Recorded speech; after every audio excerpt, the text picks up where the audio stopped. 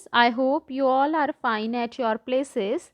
So students, in last video we have done are some of the topics like what do you mean by professional ethics, and what are the professional ethics for auditors, what are the professional ethics under Chartered Accountants Act, entry of names in the register, fellows and associates, disabilities and disqualifications, and reasons for removal of name from register. Now we will move on the further topics in today's video. So here is the first topic: inquiry into the charges of misconduct of members. तो यहाँ देखिए क्या लिखा है। अगर किसी भी person के ऊपर मिसकंडक्ट का चार्ज लगाया गया है तो उसके लिए भी एक इंक्वायरी बिठाई जाएगी, उसके लिए भी एक इन्वेस्टिगेशन प्रोसेस को रन किया जाएगा। सो देखिए यहाँ पर, any complaint against any member of the institute shall first go to the disciplinary directorate along with prescribed fees। कहते हैं अगर इंस्टीट्यूट के जो मेंबर है उसके अगेंस्ट कोई भी कंप्लेंट दर्ज होती है तो वो सबसे पहले किसके पास जाएगी? डिसिप्लिनरी डायरेक्टरेट, कुछ प्रिस्क्राइब्ड फीस के साथ। And on the basis of prima facie opinion that directorate shall decide the nature of misconduct. तो सबसे पहले कौन करेगा डिसाइड? द डायरेक्टरेट, कि किस तरह से उस पर्सन के ऊपर मिसकंडक्ट का चार्ज लगा है। And if it belongs to first schedule then matter will go to the board of discipline. और अगर हमारा जो एक मिसकंडक्ट का जो चार्ज है अगर वो फर्स्ट शेड्यूल के अकॉर्डिंग है तो ये जो मैटर जाएगा किसके पास जाएगा? बोर्ड ऑफ डिसिप्लिन के पास। और अगर मैटर सेकंड शेड्यूल के अकॉर्डिंग है तो ये किस पे जाएगा? डिसिप्लिनरी कमेटी के पास। They will hold the inquiry in the prescribed manner and give their decision as per nature of misconduct. उसके बाद इस इंक्वायरी को होल्ड करेंगे एक प्रिस्क्राइब्ड मैनर में और उसके बाद अपना एक प्रॉपर डिसीजन ये देंगे। Now we move on the next slide. Appeals against the order of board of discipline and disciplinary committee. Any member aggrieved by the decision of board of discipline and disciplinary committee। Students हमने यहाँ क्या पढ़ा है कि सबसे पहले जो member है अगर उनके ऊपर किसी भी तरह का मिसकंडक्ट का चार्ज लगता है तो सबसे पहले वो किसके पास जाएंगे? या तो डायरेक्टरेट के पास और या तो बोर्ड ऑफ डिसिप्लिन के पास या एक डिसिप्लिनरी कमेटी के पास। उसके बाद अगर यहाँ से भी किसी भी पर्सन की बात नहीं बनती है तो उसके बाद वो किसके पास अपील कर सकते हैं? To the appellate authority. और एपिलेट अथॉरिटी पे जो है टाइम होगा विद इन 90 डेज के अंदर अंदर होगा कि ताकि वो अपना एक प्रॉपर डिसीजन उस मेंबर के लिए दे सकें। So authority has the following powers. First is revise order of board of discipline and disciplinary committee.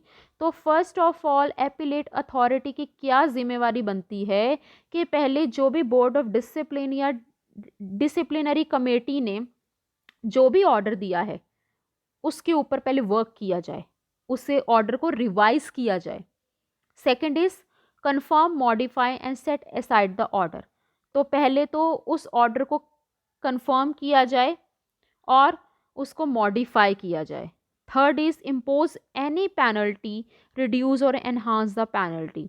तो या तो उनके उस पर्सन के ऊपर किसी भी तरह की पेनल्टी इम्पोज भी हो सकती है या पेनल्टी उस पर ज़्यादा भी लगाई जा सकती है या उसे कम भी किया जा सकता है। And fourth is pass other orders. Now we move on the next slide. Professional misconduct and other misconduct. तो स्टूडेंट्स हमने ये पढ़ाई है कि प्रोफेशनल मिसकंडक्ट जो है कोई भी पर्सन प्रोफेशनल मिसकंडक्ट को फॉलो करने वाला नहीं होना चाहिए, प्रोफेशनल एथिक्स को अडॉप्ट करने वाला होना चाहिए। देन अब स्टूडेंट्स हमने यहाँ पढ़ा था according to the first schedule and according to the second schedule. तो अब हम इसको पढ़ेंगे कि फर्स्ट शेड्यूल के अंदर क्या कवर होता है और सेकेंड शेड्यूल के अंदर क्या कवर होता है। Then first schedule, a member in practice shall be deemed to be a guilty of professional misconduct in the following manners. First is if he allows any person to practice in his name as a chartered accountant unless such person is also a chartered accountant in practice and is in partnership with or employed by himself. कहते हैं इसमें first point क्या है कि professional misconduct किस basis पे कहा जाता है कि ये पर्सन प्रोफेशनल मिसकंडक्ट के लिए गिल्टी है।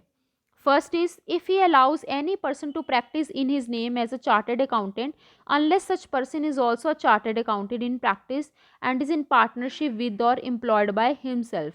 तो इसमें बोला गया है कि अगर कोई भी पर्सन चार्टर्ड अकाउंटेंसी के अंडर है या वो चार्टर्ड अकाउंटेंट का नेम लेकर उसमें प्रैक्टिस कर रहा है लेकिन असल में वो चार्टर्ड अकाउंटेंट है नहीं, और या वो किसी के साथ एम्प्लॉयड है, कोई पर्सन है अगर चार्टर्ड अकाउंटेंट और वो उस पर्सन के साथ एम्प्लॉयड है और उसी के नेम के under as a chartered accountant वो प्रैक्टिस कर रहा है, तब भी वो क्या है, एक प्रोफेशनल मिसकंडक्ट है क्योंकि वो खुद एक चार्टर्ड अकाउंटेंट नहीं है। Second is if he accepts or agrees to accept any part of the profit of the professional work of a lawyer, auctioneer, broker or any other agent who is not a member of the institute. कहते हैं इसमें कि वो institute का member नहीं है लेकिन वो क्या कर रहा है, एक चार्टर्ड अकाउंटेंट की आड़ में वो एक ऑक्शनीर, एक ब्रोकर, एक लॉयर की तरह काम कर रहा है, तो तब भी वो क्या है, एक प्रोफेशनल मिसकंडक्ट है। Third is if he accepts a position as auditor previously held by another chartered accountant और a restricted state auditor without first communicating with him in writing.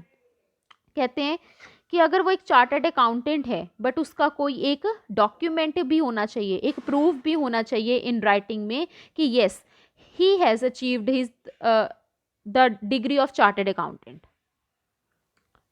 तो इस वजह से इसे प्रोफेशनल मिसकंडक्ट कहा गया है क्योंकि एक कंपनी का मेंबर कौन हो सकता है, एक चार्टर्ड अकाउंटेंट ही हो सकता है अगर जहां हम एक ऑडिटर की बात करें, लेकिन वो इसके साथ अगर और भी कामों में इन्वॉल्व है या वो चार्टर्ड अकाउंटेंट असल में है नहीं, तो फिर भी क्या है, ये एक प्रोफेशनल मिसकंडक्ट माना जाएगा। So now we move on the next slide.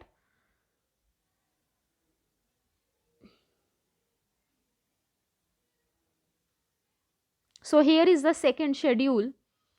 सब सेकेंड शेड्यूल के अंडर स्टूडेंट्स क्या आता है, first is if he discloses information acquired in the course of his professional engagement to any person other than his client without the consent of his client. कहते हैं कि अगर कोई भी पर्सन प्रोफेशनली किसी काम में एंगेज्ड है बट वो हर एक इंफॉर्मेशन डिस्क्लोज कर रहा है जो कि सही नहीं है, तो तब भी वो क्या है, एक प्रोफेशनल मिसकंडक्ट है। Second is if it does not exercise due diligence और is grossly negligent in the conduct of his professional duties. और अगर कोई पर्सन अपनी प्रोफेशनल ड्यूटीज को अच्छी तरह फॉलो नहीं कर पा रहा है, वो ड्यूटीज़ को निभा ही नहीं पा रहा है विद ड्यू डिलीजेंस, तो तब भी क्या है, ये प्रोफेशनल मिसकंडक्ट है। Third is if he fails to invite attention to any material departure from the generally accepted procedure or audit applicable to the circumstances।